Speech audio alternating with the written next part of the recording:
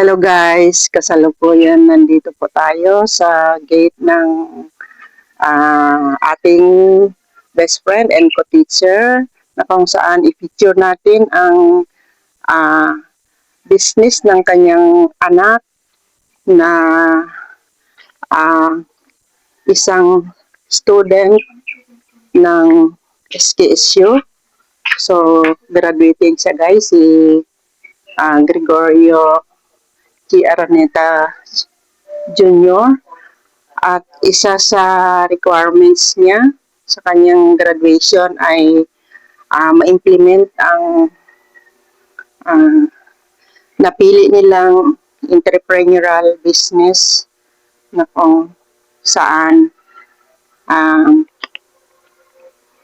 kailangan niya para sa kanyang completion ng kanyang thesis, no?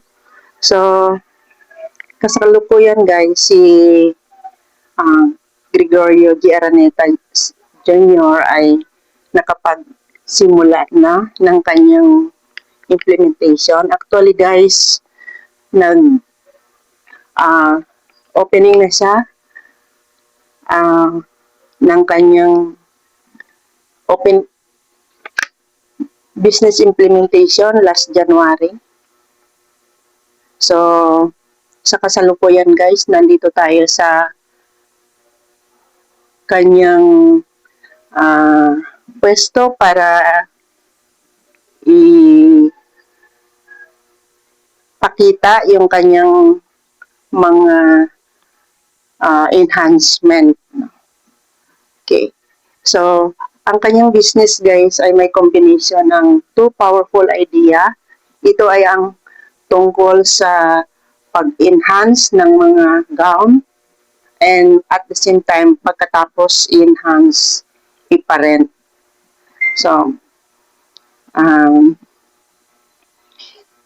itong kanyang business guys ay hindi lamang sa gawa ang kanyang requirement sa kanyang course, kundi ito ay simula ng isang vision ng isang entrepreneur na kung saan ma-apply niya ang kanyang creativity para magkaroon ng value at makapag-provide ng opportunity sa ibang mga tao pagdating ng panahon.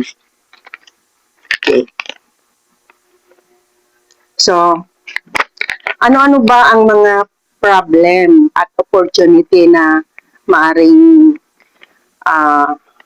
magawa ng isang entrepreneur? Okay. Sa panahon natin ngayon guys, ang mga tao ay gustong ma-experience ng quality services gaya ng pagsuot ng mga quality na gown.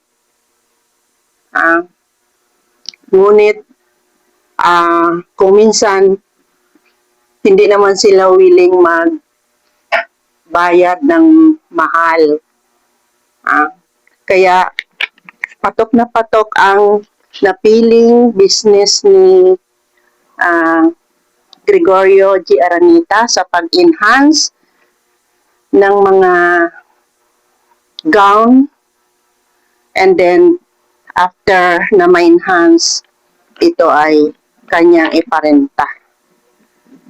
Okay. So,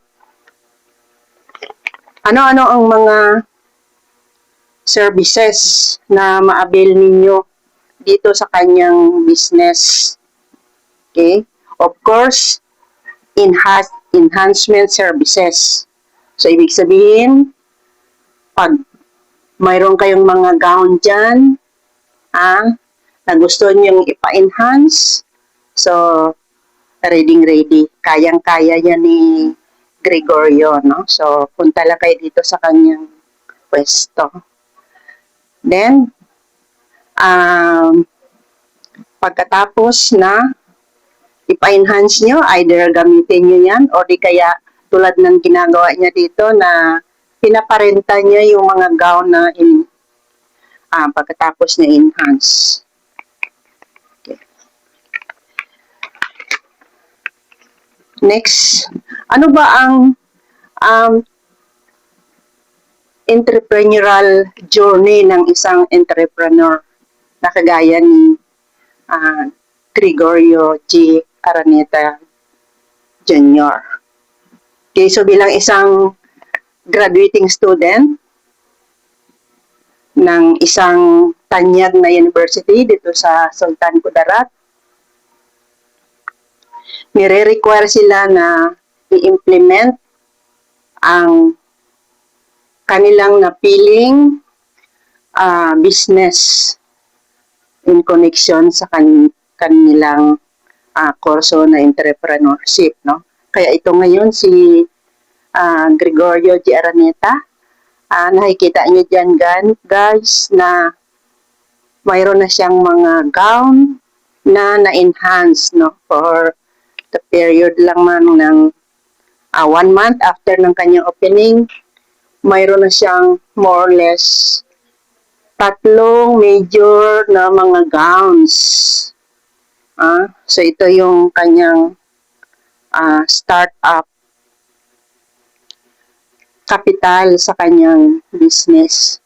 So, I heard sa kanyang mother na more or less ang kanyang capital dito is dyan sa 12K. So, kailangan niya itong within the period na before ang kanilang graduation. Kailangan niya itong i-roll or paikutin itong kanyang kapital hanggang sa if ever makamit niya ang return of investment or ROI. Okay. So,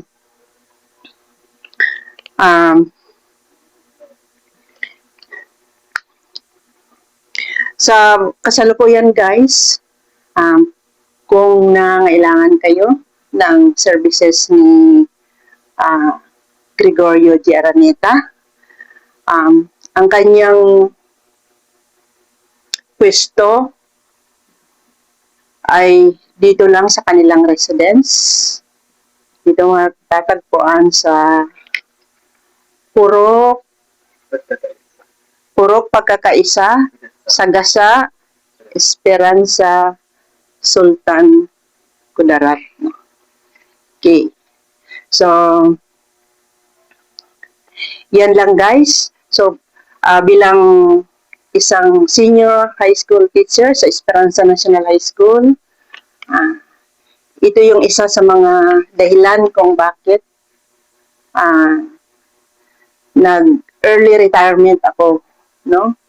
Gustong-gusto ko kasi i-reach out yung mga tao na may idea or gusto nilang i-enhance ang kanilang idea sa entrepreneurship. Kasi guys, ang entrepreneurship ay isa sa mga kursong kailangan ng ating bayan dahil nasanay kasi tayo guys sa ating formal education na ang mindset natin is more on employment. Pero pag dito ka sa entrepreneurship guys, ikaw yung mag-create ng opportunity, hindi lamang para sa iyong sarili, kundi maging sa ibang tao. Kaway dyan mga kanoms, kung sa palagay nyo na